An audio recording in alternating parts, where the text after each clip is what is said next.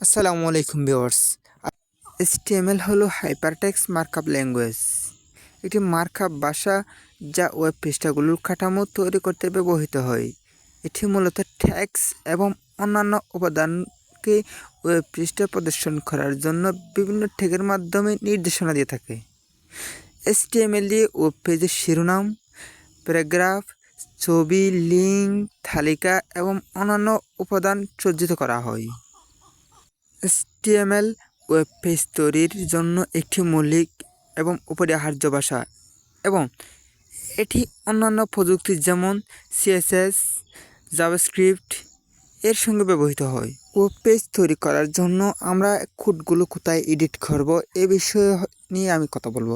এ বিষয় নিয়ে কথা বলার আগে আমি আপনাদেরকে বলি, আপনি যদি নতুন হয়ে থাকেন অবশ্যই আপনি সাবলাইম টেক্সট কিংবা নোটপ্যাড ইউজ করবেন, কেননা আপনাকে প্রত্যেকটা পয়েন্ট জানা জরুরি।